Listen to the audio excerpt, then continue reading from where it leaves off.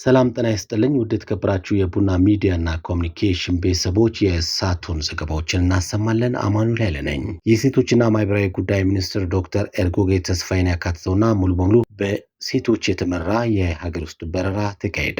የኢትዮጵያ አየር መንገድ ዓለም አቀፍ የሴቶች ቀንን ምክንያት በማድረግ ሙሉ በሙሉ በሴቶች የተመራ በረራ እያካሄደ ይገኛል። አየር መንገዱ የሴቶችና ማህበራዊ ጉዳይ ሚኒስትር ዶክተር ኤርጎጌ ተስፋዬን ያካተተውና ሙሉ በሙሉ በሴቶች የተመራ የሀገር ውስጥ በረራ ቀደምት መዳረሻ በሆነችው ድሬዳዋ አድርገዋል።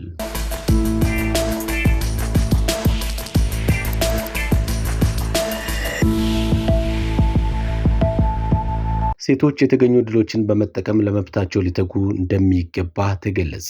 የደቡብ ምዕራብ ኢትዮጵያ ሕዝቦች ክልል የሴቶችና ማህበራዊ ጉዳይ ቢሮ ኃላፊ ወይዘሮ ገነት መኩሪያ ማርች 8 ሲከበር ሴቶች የተፈጠሩላቸውን አመቺ ሁኔታዎች በመጠቀም ሁለንተናዊ ተጠቃሚነታቸውን በትጋት ሊሰሩ እንደሚገባ አሳስበዋል። ኃላፊዋ ቀኑን አስመልክቶ ባስተላለፉት የእንኳን አደረሳችሁ መልእክት ማርች 8 ሴቶች በዓለም አቀፍ ደረጃ መብታቸውንና ነጻነታቸውን በትግላቸው ያስከበሩበት ታሪካዊ ቀን ነው ብለዋል። በዚህም ውጤት በአሁኑ ወቅት በሴቶች ኢኮኖሚያዊ፣ ፖለቲካዊና ማህበራዊ ተጠቃሚነት ላይ ተጨባጭ ለውጦች እየተመዘገቡ መሆኑንም ገልጸዋል።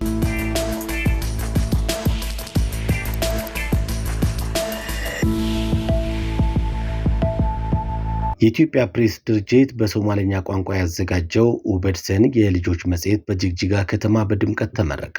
መጽሔቱ ትውልድን በእውቀትና በመልካም ስነ ምግባር ለመቅረጽ ታስቦ የተዘጋጀ ነው። የሶማሌ ክልል ርዕሰ መስተዳድር ሙስጠፋ መሐመድ በመጽሔቱ ምረቃ ላይም ተገኝቷል። ርዕሰ መስተዳድሩ የዲጂታል ሚዲያ በልጆች ላይ የሚያሳድረው አሉታዊ ተጽዕኖ ለመቀነስ መጽሔቱ ወሳኝ መሆኑንም ገልጿል። መጽሔቱ የልጆችን የማንበብ ባህል በማሳደግ ነገ ሀገር ተረካቢ ትውልድ ለመፍጠር በትኩረት ይሰራል። ልጆች ስለ ሀገራቸውና ስለ ክልላቸው ታሪክ እንዲሁም ባህል በቂ እውቀት እንዲጨብጡም የሚያስችል ነው። የኢትዮጵያ ፕሬስ ድርጅት ዋና ስራ አስፈጻሚ አቶ መሳፍን ተፈራ መጽሔቱ ልጆቹ በእውቀት ታንጾ እንዲያድጉ ትልቅ አስተዋጽኦ እንዳለው ተናግረዋል። ኡበድሰን መጽሔት ማህበራዊ ሚዲያ በልጆች ላይ የሚያሳድረውን ጫና ለመከላከል ከፍተኛ ጠቀሜታ ይኖራል ተብሏል። ይህ መጽሔት ድርጅቱ በሀገሪቱ በሶስቱ ቋንቋዎች ከሚያሳትማቸው የልጆች መጽሔት መካከል አንዱ እንደሆነ ተገልጿል።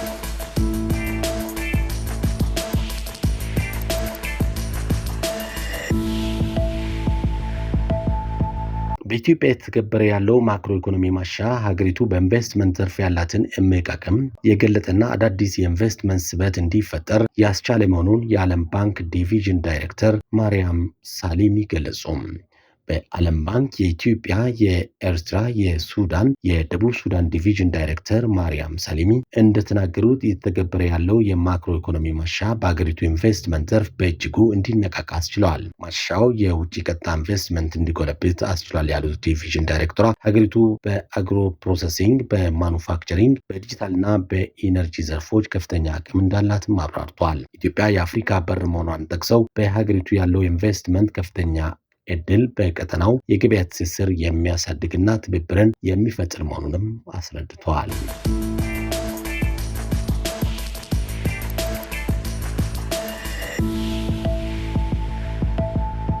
በኢፌዴሪ ፕላንና ልማት ሚኒስቴርና በተጠሪ ተቋማት እንዲሁም በሲዳማ ክልል አስተባባሪነት ደቡባዊ ዞን ዳራ ወረዳ መጪሾ ገጠር ቀበሌ የተገነባው የገጠር ኮሪደር መንደር ተመረቀ።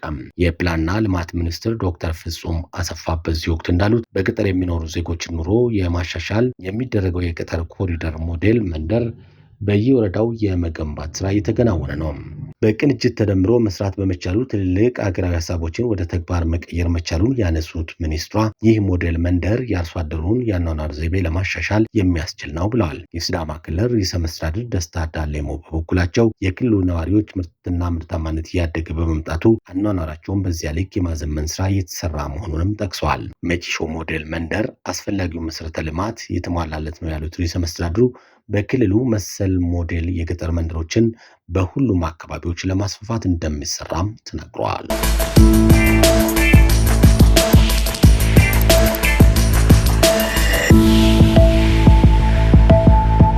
ኢራን በአሜሪካና እስራኤል ላይ የምታደርገውን ወታደራዊ ጥቃት በከፍተኛ ሁኔታ መጨመሯን ገልጻለች።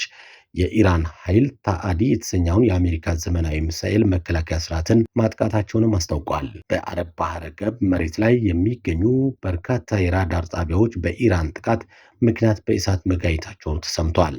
ቴህራን ይህንን ጥቃት የፈጸመችው አሜሪካና እስራኤል በኢራን ላይ ለሚሰነዝሩት ማንኛውም ወታደራዊ እርምጃ የማያዳግም ምላሽ ለመስጠት መዘጋጀቷን ለማሳየት እንደሆነም ተናግራለች።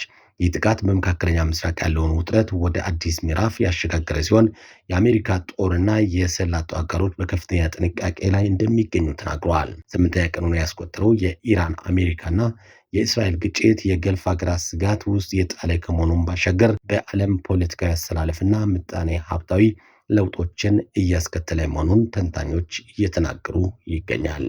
ዘገባው የአኒ ኒውስ ነው።